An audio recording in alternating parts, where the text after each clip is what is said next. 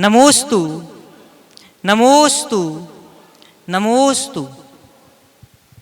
आज के इस सत्र को मैं ऑनलाइन प्रश्नों के माध्यम से प्रारंभ करता हूं। प्रथम प्रश्न बिनौली बागपत से श्रीमान नितिन जी जैन नमोस्तु पूर्वक पूछ रहे हैं।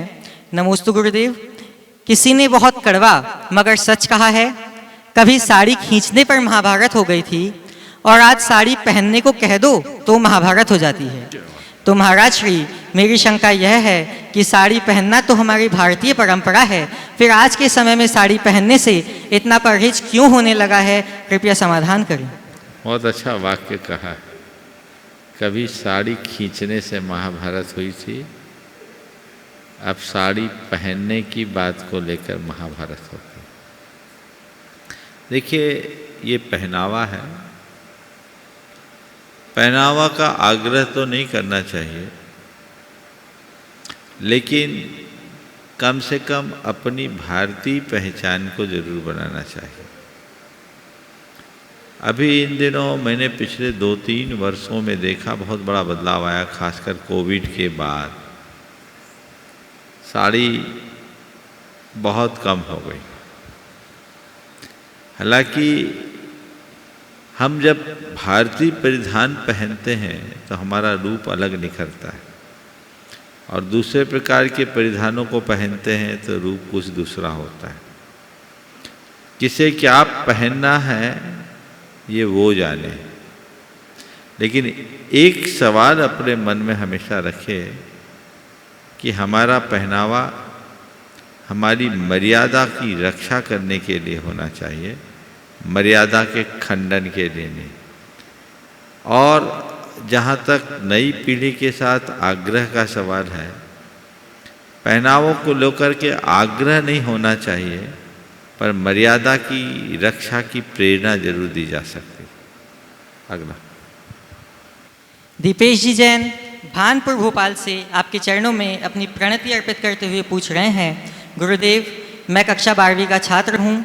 जिस प्रकार मैना सुंदरी का भगवान और कर्म के प्रति अटूट विश्वास था, उस प्रकार हम अपने भीतर कैसे जगाएं? कृपया मार्गदर्शन दें। जैसा मैना सुंदरी का कर्म और भगवान के प्रति विश्वास था, वैसा विश्वास हम कैसे जताएं?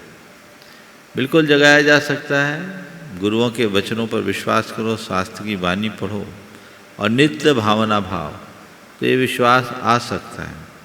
और मैं आपको बताऊं, ऐसा एक उदाहरण भी आया। एक युवक मेरे संपर्क में, जिसका विवाह तय हुआ, और विवाह तय होने के बाद उसकी किडनी से प्रोटीन लॉस होने लगा, क्रिएटिनिन 9 पॉइंट तक चला गया। लड़के ने लड़की से खबर की कि इस स्थिति, मेरी ये स्थिति है और मैं तुमसे कहता हूँ तुम किसी और से संबंध कर लो, क्योंकि मेरे साथ तुम्हारी ज़िंदगी खराब हो सकती है। लड़की ने कहा, मेरे भाग्य में आप बंधे थे और मेरी आपसे सगाई हो गई, तो अब मैं दूसरे के लिए सोच भी नहीं सकती। कदाचित ये बात शादी के बाद भी तो हो सकती थी। अब मैं शादी करूँगी और आपसे ही करूँगी। घर के लोग ने लड़की को बहुत समझाने की कोशिश की कि तुम किसी और से शादी कर लो, उसकी मेडिकल रिपोर्ट ठीक नहीं है, कुछ भी हो सकता है। लड़की ने कहा, जो मेरे भाग्य में होगा वही होगा। अब जीवन का ही ठिकाना नहीं तो बीमारी का क्या ठिकाना। वो एकदम अडिग रही। लड़के ने कहा, ठीक है, तुम इतनी दृढ़ हो तो मैं भी तुम्हारे लिए तैयार हूँ, पर जब तक मुझे डॉक्टर ग्रीन सिग्नल नहीं देंगे मैं शादी नहीं करूँगा। लड़की ने कहा, ठीक है, आप नहीं करोगे तो मैं भी नहीं करूँगी। लगभग 3 साल के ट्रीटमेंट के बाद लड़का ठीक हो गया, दोनों की शादी हो गई, बच्चा भी हो गया और बहुत अच्छे से चला। तो ये विश्वास आज भी जगाया जा सकता है। तो वो विश्वास तो अंदर होता है। हमें जीवन की सत्य पर भरोसा करना चाहिए। ऐसा विश्वास जगाएंगे, निश्चित सफल होंगे। जोधपुर से मीना जी चौधरी आपके चरणों में नमोस्तु पूर्वक पूछ रहे हैं। गुरुदेव, मेरी जिज्ञासा यह है कि आत्मविश्वास जीवन का सबसे बड़ा खजाना है। उसके बगैर ना तो प्रेम संभव है और ना ही प्रार्थना। तो महाराज श्री, हमें आत्मविश्वास बनाने के लिए क्या करना चाहिए, कृपया मार्गदर्शन दें। आत्मविश्वास को बनाए रखने के लिए 4 उपाय करना चाहिए। सबसे पहले ऐसे लोगों के संपर्क में रहना चाहिए जो आत्मविश्वास से लबरेज रहते हैं। ऐसे लोग, दूसरी बात, ऐसे लोगों का चरित्र पढ़ें जो आत्मविश्वास के बल पर शिखर को छुए हैं। तीसरी बात, ऐसे लोगों के संपर्क में रहें जो हमें आत्मविश्वास के लिए प्रेरित करें। और चौथी बात, ऐसे लोगों से सुरक्षित दूरी रखें जो हमें नकारात्मक प्रेरणा दें, जिनसे हमारा आत्मविश्वास कमज़ोर होता हो। यदि ये चारों उपाय अपनाएं तो मैं कह सकता हूँ कि हमारा आत्मविश्वास बढ़ सकता है। श्रीमान सुभाष जी चौधरी आपके चरणों में नमोस्तुपूर्वक पूछ रहे हैं, गुरुदेव पर्सनालिटी कैसी है यह महत्वपूर्ण नहीं, मेंटलिटी कैसी है यह ज़्यादा महत्वपूर्ण है। तो महाराज श्री, हमें अच्छी मेंटलिटी बनाने के लिए क्या करना चाहिए, कृपया मार्गदर्शन दें। बहुत अच्छा सवाल है। अच्छी मेंटालिटी बनाए रखने के लिए क्या करना चाहिए? प्राय लोग पर्सनालिटी के डेवलपमेंट के लिए तो बहुत कुछ सोचते हैं, पर अपनी इनर पर्सनालिटी को ठीक करने के लिए लोग बहुत कम सोचते हैं। अपनी मेंटालिटी को ठीक करना है तो सबसे पहला काम, आप अपने अंदर अपनी सोच में बदलाव लाइए, सकारात्मकता लाइए। जैसे जैसे हमारी सोच में परिवर्तन आता है, सकारात्मकता आती है, हमारी मानसिकता बदलती है, क्योंकि हमारी सोच से ही हमारा एटीट्यूड बनता है। इसलिए अपने सोच में व्यापक बदलाव लाने की ज़रूरत है। सकारात्मक सोचिए, हर चीज़ को सकारात्मक नज़रिए से देखने की कोशिश कीजिए। दूसरी बात, आत्मा की श्रद्धानी बनिए, आध्यात्मिक दृष्टि विकसित होगी। जिस व्यक्ति के हृदय में अध्यात्म विकसित होता है उसकी मेंटालिटी एकदम बदल जाती है। मेरे संपर्क में एक सज्जन हैं जो आज भारत में नहीं, बाहर रहते हैं। उन्होंने अपने जीवन के परिवर्तन की बात मेरे सामने आकर कही जब मेरे पास पहली बार आए।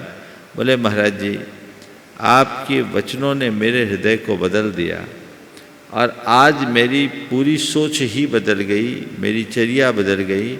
मैंने जान लिया कि मैं आत्मा हूँ तो मुझे बाकी सब चीज़ें व्यर्थ दिखती। एक ऐसा शख्स जो सारी दुनिया में घुमा हो, अरबपति खरबपति की श्रेणी में आने वाला व्यक्ति, उनकी मानसिकता ऐसी बदली कि गर्मी के 5 जोड़ी और सर्दी के 4 जोड़ी कपड़े में ही अपने आप को सीमित कर लिया और लिमिटेशन के साथ जी रहे हैं। बोले, महाराज, अब तो मुझे आपके पास आने के बाद एक ही भावना जगती है कि अभी तक मैंने बंद किया, अब मुझे निर्जरा करनी। यह मेंटालिटी का चेंज है। आध्यात्मिक दृष्टि आते ही व्यक्ति की मनस्थिति बदलती है, चीज़ों को देखने का तरीका बदलता है, नज़रिया बदलता है, लोग उसे अलग तरीके से देखना और समझना शुरू कर देते हैं। इसलिए अपनी मानसिकता को बदलना चाहते हैं तो आध्यात्मिक दृष्टि लाए, आत्मा के श्रद्धानी बनिए। और मेंटालिटी को ठीक बनाना है, पॉजिटिव बनाए रखना है, अच्छा बनाए रखना है। कर्म सिद्धांत पर भरोसा रखें। जो व्यक्ति कर्म सिद्धांत का विश्वासी होता है वो चीज़ों से ज़्यादा प्रभावित नहीं होता, वो उसकी मानसिकता कभी विकृत नहीं हो सकती। वो अपने जीवन में जो कुछ भी करेगा वो अच्छा ही करेगा, बुरा नहीं कर सकता। तो तीसरी बात, कर्म सिद्धांत के विश्वासी बनिए। और अपनी मेंटालिटी ठीक बनाए रखना चाहते हो तो नियमित सत्संग कीजिए। सत्संग से हमारी मनोदशा में बहुत बड़ा परिवर्तन आता है। भावना योग उसी सत्संग का ही एक रूप है। अगर ये प्रयोग आप कर सकते हैं तो आपकी मनोदशा निश्चित बदलेगी। अकोला से श्रीमती संगीता जी गव्हाणे, गुणायतन ट्रस्टी। मेरे गुरुवर के चरणों में त्रिवार नमोस्तु। गुरुदेव, पहले के ज़माने में कोई जिम या कसरत की विशेष साधन नहीं थे, फिर भी महिलाएं या पुरुष पूर्ण स्वस्थ रहते थे। आज सब कुछ है, फिर भी स्वस्थ नहीं है। पहले घर कच्चे होते थे, कमरे कम होते थे, लेकिन माँ बाप कभी वृद्धाश्रम में नहीं भेजे जाते थे। तो गुरुदेव, यह कैसा दौर है? आज घर बड़े हैं पर माँ बाप वृद्धाश्रम में हैं। पहले लोग काम करते थे, घर में दिनचर्या ऐसी थी कि बिना किए ही श्रम हो जाता था।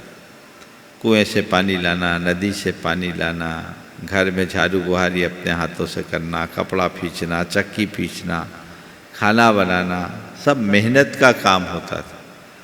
तो 24 घंटे की दिनचर्या में ही एक्सरसाइज हो जाती थी। अब वो सब मेहनत खत्म हो गया, तो मेहनत खत्म हो गया तो जिम और कसरत करना पड़ता है। अगर आज भी व्यक्ति अपनी लाइफ स्टाइल में बदलाव लाए तो बहुत सारी बीमारियों से बचा जा सकता है। व्यक्ति को परिश्रमी होना चाहिए। आपने कहा कच्चे मकान में रहते हुए भी लोग कभी अपने माँ बाप को वृद्धाश्रमों की तरफ नहीं भेजे। आज लोग अच्छे बढ़िया फ्लैट में रहते हैं, लेकिन फिर भी ऐसा क्यों होता है? इसलिए क्योंकि पहले लोगों के मकान कच्चे थे, भावना पक्की थी। आज मकान पक्के हो गए, भावना कच्ची हो गई। जब तक हम अपनी भावना को सही नहीं बनाए, अपने हृदय में वो संवेदना को जागृत नहीं करते, तब तक जीवन में ये बदलाव नहीं आ सकता। ये बदलाव आना चाहिए और जीवन को रूपांतरित करने के लिए संकल्पित होना चाहिए। गोपालगंज सागर से श्रीमान राजेश जी जैन आरआई। गुरुदेव को जय विद्या परिवार गोपालगंज का नमोस्तु। गुरुवर, व्यक्ति के जीवन में कभी कभी ऐसे क्षण आते हैं जब उसको सहमत और असहमत होने के बीच द्वंद्व में फंसना पड़ता है।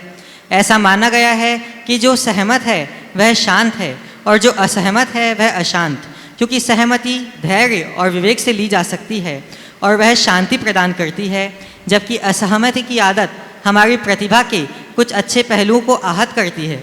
ऐसा लगता है कि असहमति एक तरह का तैरना है और सहमति एक तरह का बहना। गुरुवर, हम जीवन के भावुक क्षणों में सहमत और असहमत होने में कैसे संयम बरतें? देखिए, सहमति और असहमति दोनों अपनी अपनी जगह महत्वपूर्ण है। ये कोई ज़रूरी नहीं कि हम सब बात में सहमत ही हों, और अगर हम असहमत हों तो अशांत ही हों, ये कोई ज़रूरी नहीं। किसी चीज़ से सहमत कर ले हो जाना यानी स्वीकारता होना, वहाँ तो कोई बात ही नहीं, वहाँ किसी तरह की खींचातानी नहीं होती। लेकिन गलत कार्य में सहमति नहीं देनी चाहिए, असहमत होना चाहिए। अपनी असहमति को प्रकट करना और अपनी असहमति थोपना, इसमें बड़ा अंतर है। समझ गया?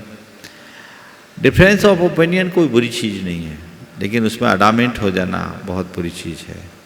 हम अगर कहीं किसी से कोई बात कर रहे हैं और वो बात हमें नहीं जम रही है, नहीं जच रही है, अपनी असहमति प्रकट करें विनम्रतापूर्वक कि मैं इसमें सहमत नहीं हूँ, मैं ये कार्य नहीं कर सकता। लेकिन आपकी सहमति नहीं है, आप चाहते हैं, आपके नज़रिए से सही हो सकता है, पर मुझे ये नहीं जच रहा है, इसलिए मैं अपनी असहमति तो प्रकट करूँगा। और उसे करके छोड़ दे तो अशांति नहीं होगी। अरे मेरे मना करने के बाद भी उसने किया, भाई किया ठीक है, उस समय मन में ये सोचो कि मैं भी जो लोग कहते वही करता हूँ, क्या मैं भी लोगों के मना करने के बाद बहुत कुछ कर सकता हूँ, करता हूँ, तो मेरे मना करने के बाद यदि कोई कर रहा है तो करने दे। असहमति हम प्रकट करें 1 बार 2 बार 3 बार, लेकिन उसके बावजूद भी कोई ऐसा कर ले तो उसे मुद्दा न बनाए। ये अहंकार है कि तुम मेरे विरुद्ध क्यों किए, ये हमारे मन को बेचैन करेगा। चीज़ों को अगर हम नज़रअंदाज करने की कला उस घड़ी विकसित कर ले तो असहमति से अशांति नहीं होगी। तो असहमति प्रकट करे, पर विवेक के साथ उसका आग्रह न रखें। रुड़की से रुचि जी जैन आपके चरणों में नमोस्तु निवेदित करते हुए पूछ रही हैं, गुरुदेव, पुलिस या आर्मी ने या किसी शूटर ने किसी टेररिस्ट या माफिया को मार दिया तो हमारे भाव कैसे होने चाहिए? हमें उनके लिए सहानुभूति होनी चाहिए या अच्छा हुआ ऐसा भाव होना चाहिए? अगर पुलिस ने या किसी ने किसी आतताई माफिया या आतंकी को मार गिराया, हमारे भाव क्या होना चाहिए? हमारे भाव बिल्कुल तटस्थ होने चाहिए, शासन ने अपना काम किया है, प्रशासन ने अपना काम किया है। अच्छा किया या बुरा किया, ये दोनों टिप्पणी से अपने आप को मुक्त करना चाहिए। अच्छा किया यानी उस हिंसा में हमने अनुमोदना की, बुरा किया तो सरकार की नीतियों की आलोचना की। हमें न तो सरकारी नीतियों की आलोचना करनी चाहिए और न ही ऐसे कार्यों की अनुमोदना करनी चाहिए। बस एक ही बात मन में सोचना चाहिए, सर्वत्र शांति और सद्भाव बना रहे, धर्म का प्रकाश हो और अधर्म का विनाश हो, ये हमेशा ये जीवन में जाना चाहिए। इस दृष्टि को रख कर के चले तो बहुत अच्छा है। लेकिन प्राय जब इस तरह के प्रसंग आते हैं तो लोगों को लगता है कि ठीक मारा। अब रावण की हत्या हुई तो रावण का वध हुआ, जब भी रावण का वध लोग देखते हैं तो मन में तो आता अच्छा निपटा दिया। और इन सब चीज़ों को छोड़िए, आप कोई मूवी देखते हो और उसमें किसी नायक के द्वारा खलनायक को निपटाया जाता है तो मन में क्या आता है? क्या आता है? ठीक मारा। और ठीक मारा तो बात की बात है, जब मार रहा हो तो आप भी भावों से मार ही देते हो, मार दो। तो ये आपका जो जुड़ाव है ये आपको कुछ पल के लिए हिंसक बना देता है, जो अनपेक्षित हिंसा का कारण बनता है। तो उससे अपने आप को बचाना चाहिए। कोशिश करनी चाहिए कि ऐसे मामलों में हम तटस्थ रहें और ऐसी बातों को हम चौक चौपालों पर चर्चा का विषय न बनाएं जो कि आम लोगों में प्राय होती है। हम इससे बचें। हाँ, देश की बातें, शासन का जो निर्णय है, शासन ने जो किया है वो अपनी जगह है, हमारा ये काम नहीं है। शासन अपना काम करे, हमें अपना काम करना है। हमें अपराध मुक्त समाज में जीना है और समाज को अपराध मुक्त बनाने का भाव रखना चाहिए। अनामिका जी जैन धर्मपुर इंदौर से नमोस्तु पूर्वक पूछ रही हैं, गुरुदेव मेरी जिज्ञासा यह है कि सब बोलते हैं कि हर समस्या को तपस्या समझो, जीवन सरल हो जाएगा। तो हम अपने जीवन की समस्या को तपस्या कैसे समझें कि हमारा जीवन सरल हो जाए? सोच बदल लो। उस समस्या को समस्या की तरह देखने की जगह एक अवसर की तरह देख लो कि चलो ये समस्या मेरे जीवन की तपस्या बन करके आई है। मेरे जीवन में और कुछ नहीं था, यही मेरे लिए निमित्त है और व्यक्ति काम कर सकते हैं। मेरे संपर्क में दो व्यक्ति मेरे आँखों के सामने आ रहे हैं जिनने अपने जीवन की समस्या को तपस्या बनाया और बड़ा आनंद में। एक व्यक्ति बहुत गंभीर रूप से बीमार, यानी उनको अनेक वर्षों से पूरे शरीर में ऐंठन और दर्द, अलग अलग कई तरीके से इलाज करा है पर इलाज से कोई लाभ नहीं, आदमी परेशान। प्राय ऐसे लोग बहुत अवसाद ग्रसित हो जाते हैं, सुसाइड करने का भी अटैम्प्ट कर लेते हैं। लेकिन वो व्यक्ति तत्वज्ञानी था। वो व्यक्ति ने जब उसके बारे में लोगों ने मुझे बताया, परिवार साथ में था, तो उस व्यक्ति ने जो मुझसे कहा, बोला महाराज जी मैं सोचता था आपके मार्ग में आगे बढ़ूं, घर वालों ने हमें आगे नहीं बढ़ने दिया और अब ये कर्म का उदय है तो मैंने सोचा कि शायद यही मेरी तपस्या का निमित्त बन गया है। मैं अब आपके उपदेशों को सुनता हूँ और शांत भाव से सहन करता हूँ कि ये अब जो भी है इसकी निर्जरा करो, कर्म का फल तो मुझे भोगना ही पड़ेगा। आज समता से भोगूंगा तो ठीक है, नहीं तो न जाने नरकों में कितने और दारुण दुखों को भोगना पड़ेगा। तो मेरा दर्द मुझे सहना पड़ता है महाराज। अब मैं इसका आदि जैसा बन गया हूँ। वेदना बेचैनी जब ज़्यादा होती है तो कभी कभी मन कराहता है आप तो ऐसा आशीर्वाद दो कि महाराज सारे कर्म अभी कट जाए और मैं इस पीड़ा को सह सकूं। जो तत्वज्ञानी हो ऐसा करते हैं और ऐसी दृष्टि होनी चाहिए। मैं कोई किस्सा नहीं बता रहा हूँ, आपको अलग से बात करोगे तो व्यक्ति का नाम भी बता दूंगा। लेकिन ये चीज़ें व्यक्ति के जीवन में होती है, ऐसा किया जा सकता है। ये समस्या नहीं है, ये तपस्या है। दृष्टिकोण के परिवर्तन से सब कुछ बदल जाता है। यदि हम चीज़ों को उस अनुरूप स्वीकार करें तो हम उसको ऐसा देख सकते हैं। एक बहन जी जिनका पति शराबी और शराबी होने के साथ साथ मारपीट भी बहुत करता, मारपीट करता। निश्चित किसी पति को शराबी नहीं होना चाहिए और शराब तो किसी को नहीं पीना चाहिए और मारपीट तो करना ही नहीं चाहिए। मैं उसके शराब पीने की या मारपीट करने की बात नहीं करता आपसे, उसका समर्थन नहीं करता। लेकिन उस महिला ने जब ये बात सामने आई तो एक ही बात की, महाराज जी मुझे तो ऐसा लगता है कि मेरा कोई पिछला कर्म है, इनके ही निमित्त से कटने का निमित्त होगा। वो मारते हैं, मैं चुपचाप सह लेती हूँ। बच्चे उनको कहते हैं मम्मी तुम क्यों मारती, नहीं मैं सह लेती हूँ। अब क्या कर सकते हैं, पति है, इसके अलावा और कोई उपाय नहीं। मैं सह रही हूँ और महाराज मैं सोचती हूँ कि ये धीरे धीरे कटे। ये घटना करीब 15 साल पुरानी है। फिर उसका लड़का चार्टर्ड अकाउंटेंट हो गया।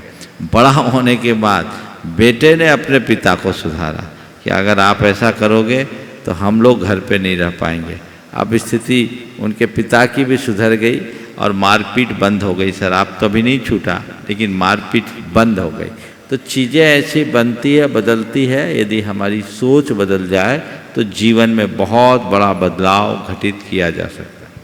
प्रवीण जी सिंघई गढ़ा कोटा जिला सागर से पूछ रहे हैं, नमोस्तु गुरुदेव। रामायण से संबंधित एक लोक कथा के अनुसार मरणासन्न रावण ने अपने पैरों के पास खड़े लक्ष्मण को सफल जीवन का सूत्र देते हुए कहा था कि मन का स्वभाव है सत्कर्मों को स्थगित करते रहना और दुष्कर्म के प्रति आकर्षित हो जाना। मेरे मन का स्वभाव है सत्कर्म के प्रति, सत्कर्मों को स्थगित करते रहना, स्थगित कर देना, हाँ, और दुष्कर्मों के प्रति आकर्षित हो जाना। मेरे मन में भी विचार आया कि मैं सीता को ससम्मान लौटा दूं, लेकिन मेरा मन इस सत्कर्म को टालता रहा। अतः शुभस्य शीघ्रम यानी शुभ करने का विचार आए तो उसे कभी स्थगित मत करना, उसी क्षण विचार को कार्य में बदल देना, वरना मन अपनी चाल चल देगा। तो हे गुरुदेव, शुभस्य शीघ्रम की सीख को हम अपने जीवन में कैसे चरितार्थ करें एवं मन के इस प्रकार के छल से बचने के लिए क्या करें, कृपया उपाय बताएं। बस अच्छाई को तत्काल कर डालो, बुराई को कल पर टालो। अगर इसे मैं हिंदी में बोलूं, अपने शब्दों में बोलूं तो ऐसा कह सकता हूँ, अच्छाई को तत्काल कर डालो और बुराई को सदा कल पर टालो। हम लोगों का मन है, बिल्कुल सही है, अच्छे कार्य के लिए हम टालते हैं और बुरे कार्य को तत्काल कर डालते हैं। होना उल्टा चाहिए।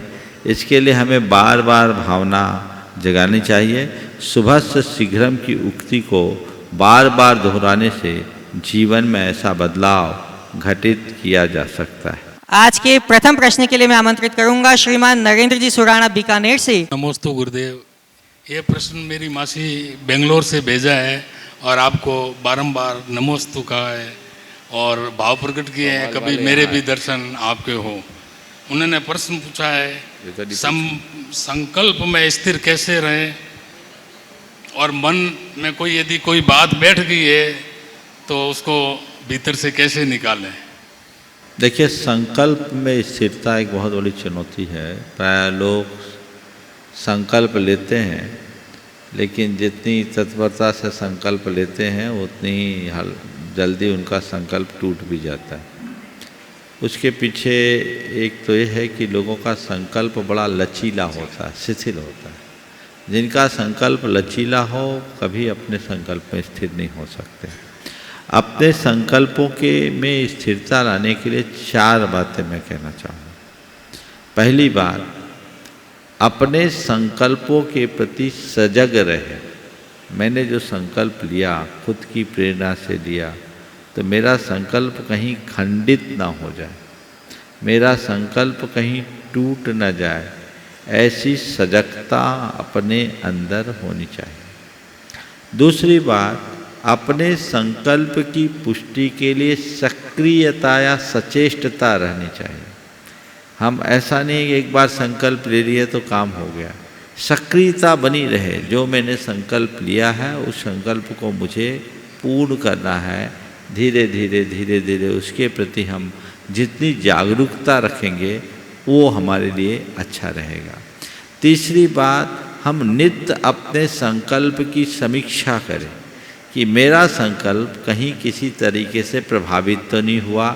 मन बड़ा दुर्बल होता है, थोड़ी थोड़ी बातों में इधर उधर डगमगा जाता है।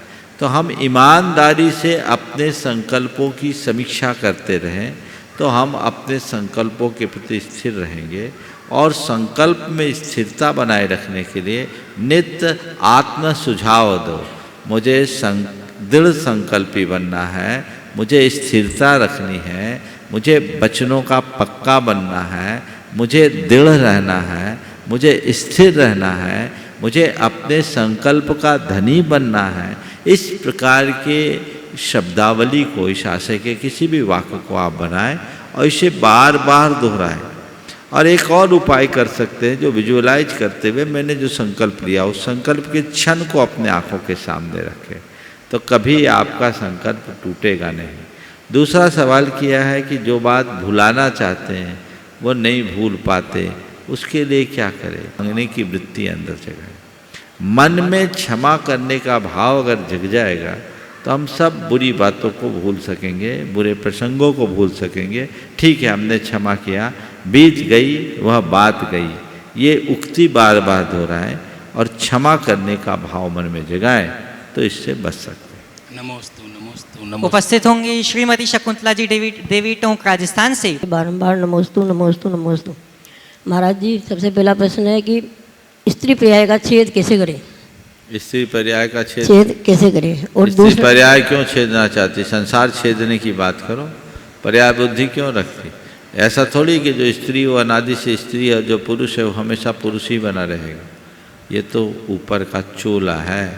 आत्मा को पहचानो, जो न स्त्री है न पुरुष है न नपुंसक है, उस पर श्रद्धान करके मोक्ष मार्ग में लगोगे तो संसार छेद दोगे। और दूसरा प्रश्न एक और छोटा सा महाराज जी, कि आप कहते हो सरल रहो, शांत रहो, सरल रहो, शांत रहो, जवाब मत दो, बोलो मत, तो ऐसे आदमियों को आज के समय में सब बेवकूफ़ समझते हैं। बेवकूफ़ समझते हैं। तो लोगों को समझने दो बेवकूफ़, हम अपनी बेवकूफ़ी से बचें। आशीर्वाद। चलिए। उपस्थित होंगे श्रीमान नितिन जी, निकेश जी, प्रशांत जी हजारीबाग से। और महाराज जी के चरणों में मेरे और मेरे दोस्तों के साथ साथ संपूर्ण हजारीबाग समाज की तरफ से 3 बार नमोस्तु नमोस्तु नमोस्तु। महाराज श्री, मेरा प्रश्न ये है कि मंदिर में दैनिक जो पूजा होती है उसकी व्यवस्था के लिए हम लोग सभी समाज में पुछारा की राशि कलेक्ट होती है और वो पुछारा की राशि मंदिर के स्टॉक में आती है, जिसके कारण मंदिरों में डेली पूजन अभिषेक होता है। कुछ लोग ऐसे भी होते हैं महाराज जी समाज में जो ये चाहते हैं कि मंदिर में चूँकि उनको तैयार सामग्री मिल जाती है तो वे उस सामग्री से पूजन करना चाहते हैं। कुछ लोग ऐसे भी होते हैं जो ये चाहते हैं कि मंदिर में जो व्यक्ति पूजन अभिषेक की तैयारी कर रहा है वो उनके लिए भी थाली लगा कर दे, या कभी कोई मोक्ष कल्याणक में वो मंदिर से गोला निकाल करके चढ़ाना चाहते हैं और कुछ देना नहीं चाहते मंदिर में। इसके पीछे उनका ये तर्क होता है कि चूँकि हमने भी सालाना पुछारा की राशि दी है तो हमें भी ये लेने का हक है। इसके पीछे महाराज जी आप अपना मंतव्य दें कि क्या ये सही है? अगर सही है तो क्या तर्क है, अगर गलत है तो क्या तर्क है? देखो, एक वाक्य मैं कहूँगा, भगवान के दरबार में जितनी उदारता रखोगे उतना उद्धार होगा, और वहाँ जितने कंजूस बनोगे उतने गरीब बनोगे। समझ गए? तो भगवान के दरबार में गणित मत लगाओ, प्रभु चरणों में तो सब कुछ न्यौछावर कर दो तो भी कम है, ये भाव लेकर के चलो।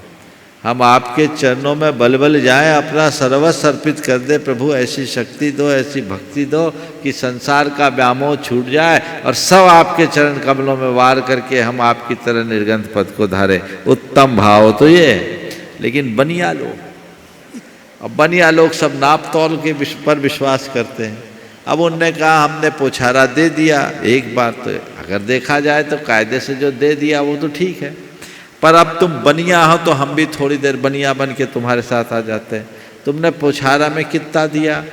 200, 500, 1000, उससे ज़्यादा तो नहीं देते।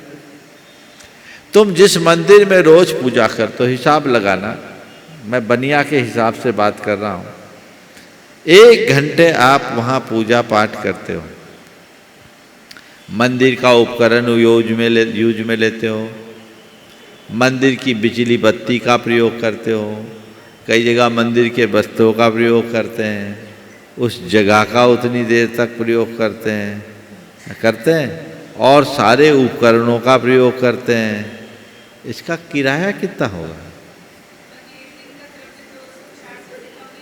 बोलता रहा, उसका किराया कितना होगा? द्रव्य सामग्री का मोल कितना होगा? तुम लगा लो 1000 रुपये के, अगर अंदर आ जाता है तो कोई दिक्कत नहीं। हाँ, बोलते हैं कि 200 रुपया में तो द्रव्य भी कम नहीं होता, नहीं है, पूरा होता है। तो तुमने दिया क्या?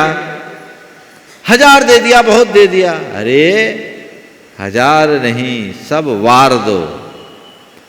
तो आप मानसिकता देखिए, दिन भर में 300 रुपया का पान का पीक थूकने के लिए तैयार है लोग, पान खाकर थूकने के लिए तैयार हैं। भगवान के चरणों में 100 रुपया भी भारी पड़ता है, गलत है। मानसिकता अच्छी रखनी चाहिए। मंदिर से लो, पर एक लो तो 10 दो। तुम एक गोला मंदिर का चढ़ा रहे हो ना, तो अगर वो सोचो कि बाजार में गोला हम लेते 10 रुपया का आता ना, तुम 20 रुपया दो, क्योंकि भगवान के दरबार में दे रहे हैं, ये हमारे कल्याण का कारण होगा। ये सोच रखनी चाहिए, ये सोच आप रखिएगा, तभी सही बरकत होगी। ये तो मैं व्यक्तिगत सोचने के लिए बोला, पर कोई ऐसा करे तो टोकना मत। कम से कम पूजा तो कर रहा है, मंदिर की रौनक तो बनी है। तुम लोग टोकने लगोगे तो वो ऐसा कंजूस आदमी कल से आना ही बंद कर देगा, ठीक है ना। तो ऐसे लोगों को ट्रीटमेंट की ज़रूरत है, धीरे धीरे उनकी मनोदशा बदलेगी तो शायद बदल जाए। कई बार कंजूस भी उदार बन जाते हैं, तो वो, लेकिन खुद के लिए कभी ऐसा मत सोचना जितना मैं कर रहा हूँ किसी न किसी रूप में मंदिर में पहुँचे, ऐसा भाव रखना। महाराज श्री शंका समाधान पुस्तक की अगली प्रति कब आएगी? जब देखो, मैं तो रोज करता हूँ, प्रति निकालना तुम लोग काम। चलिए, हाँ। नमस्ते महाराज जी, नमस्ते महाराज। नाम बोल दो अपना। मैं निकेश विनय का हजारीबाग से। हाँ बोलो। महाराज जी, मेरा ये प्रश्न है, जैसे व्यापार में मैं सहकर्मियों द्वारा जो अगर मैं कुछ काम बोलता हूँ, फिर से बोलो।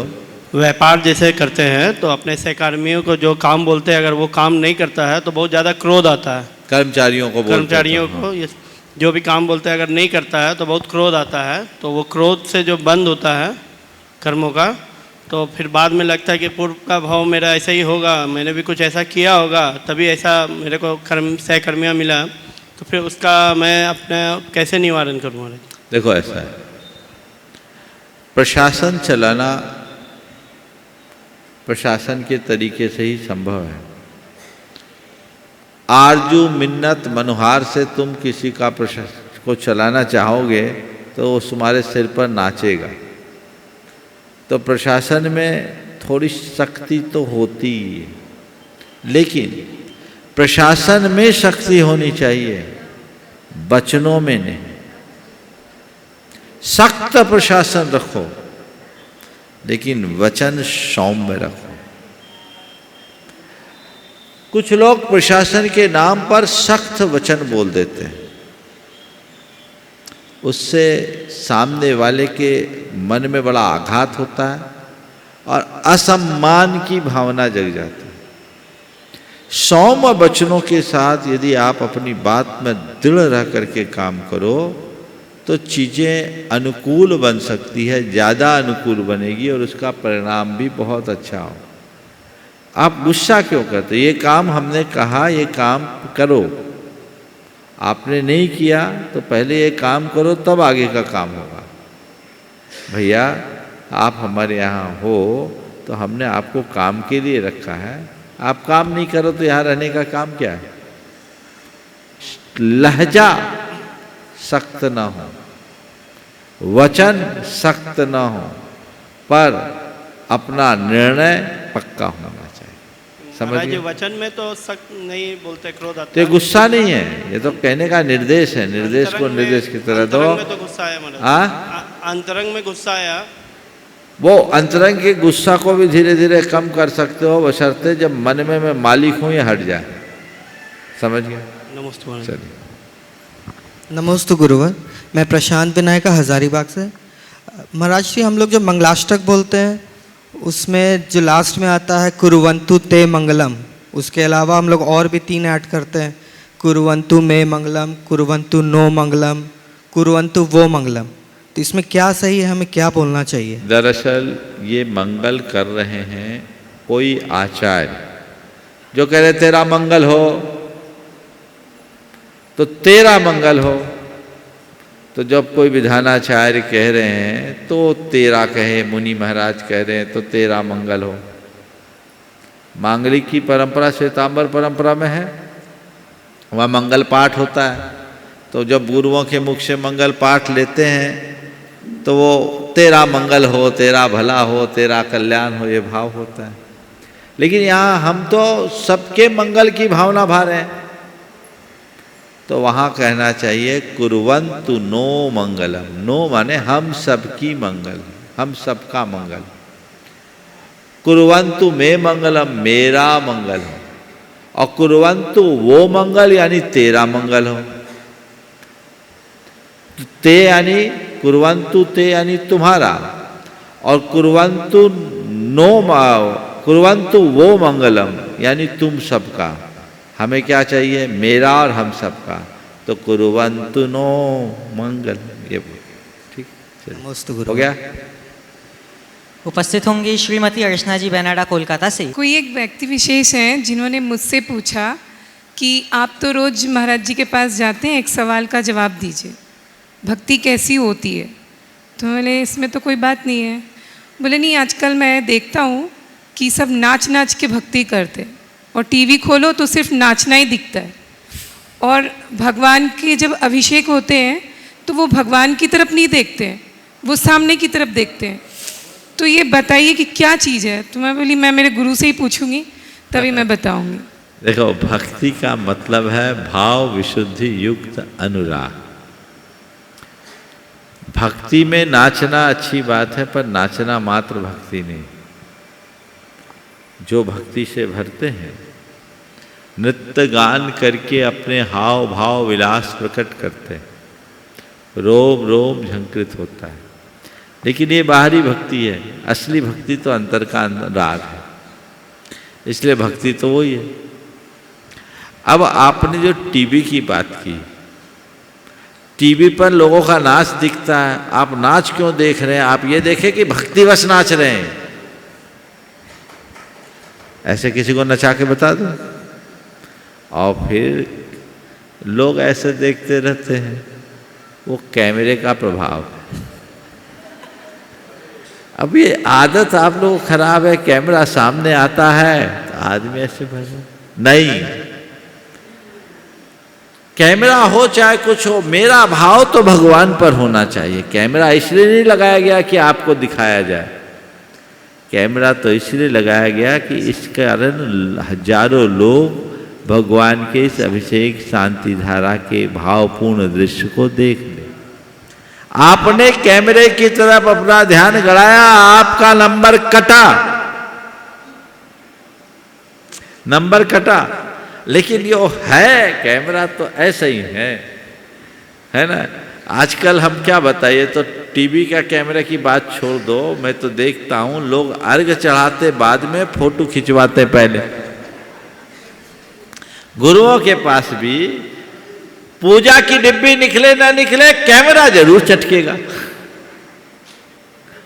तो ये एक प्रकार की दुर्बलता है। नृत्य गान का निषेध नहीं, पर केवल कमर मटकाने का नाम भक्ति नहीं है, कहीं कहीं अतिरेक भी है।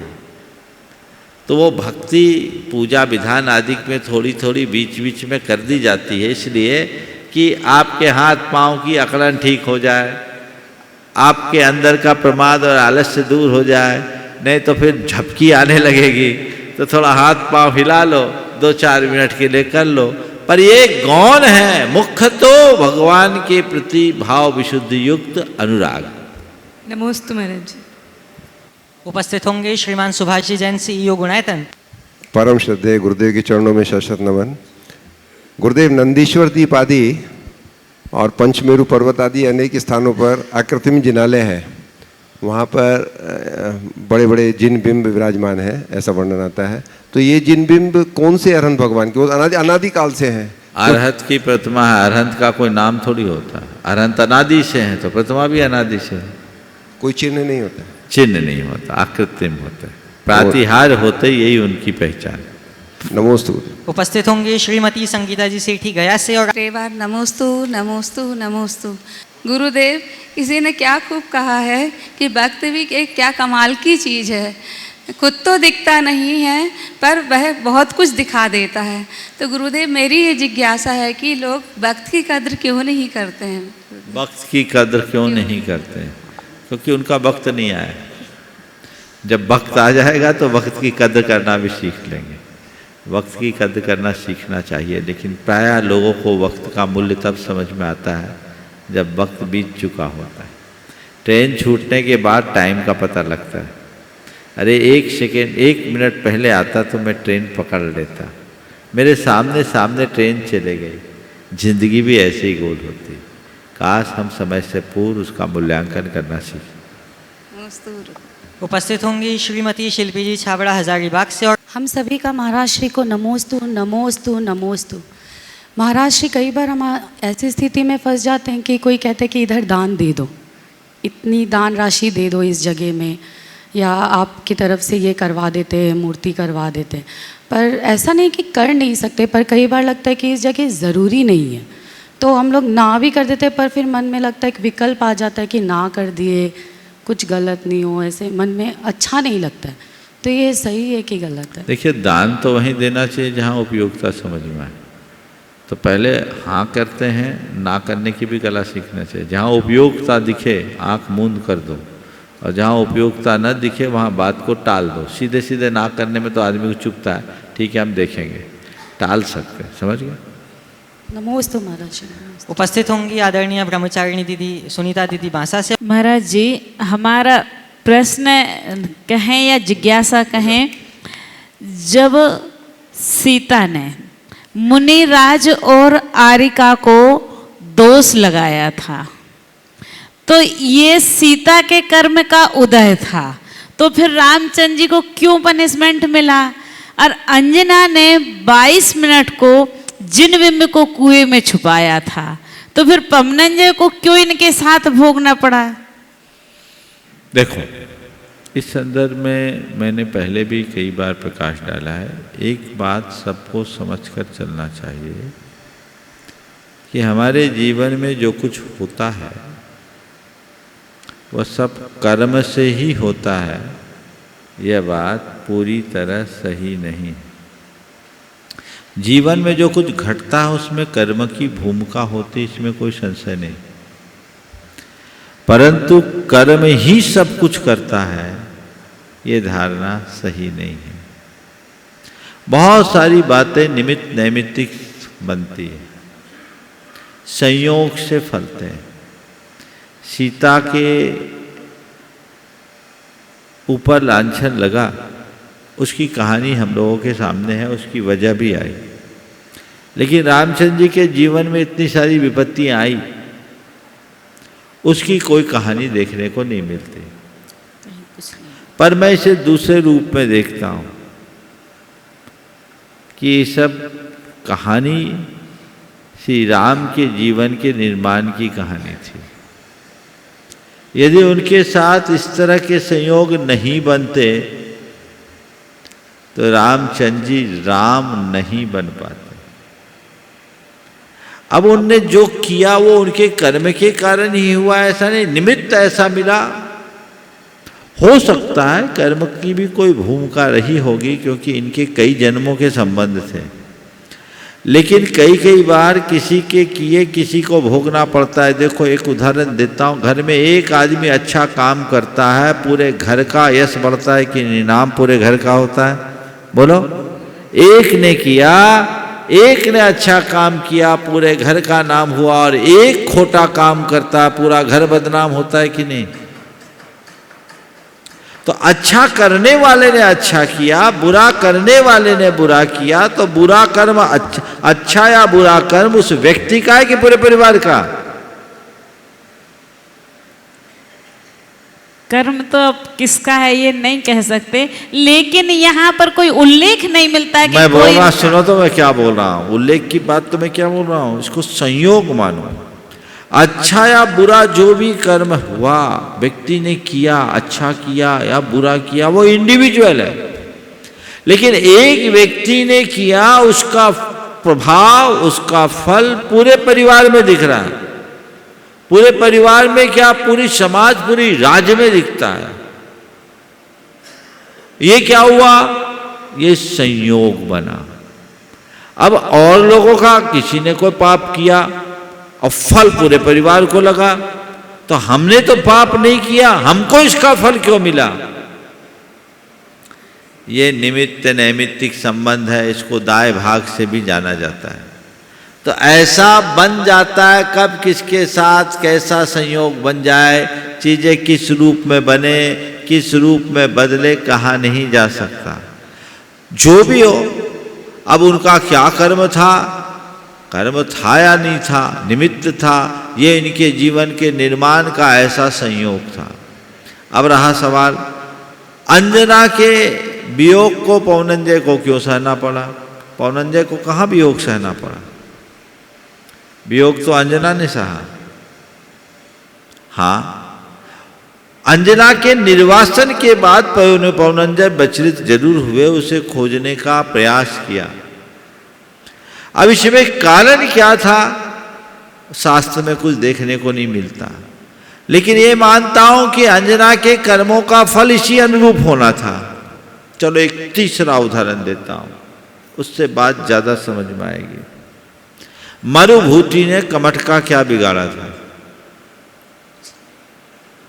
10 भव के इतिहास में कभी उनने कुछ किया?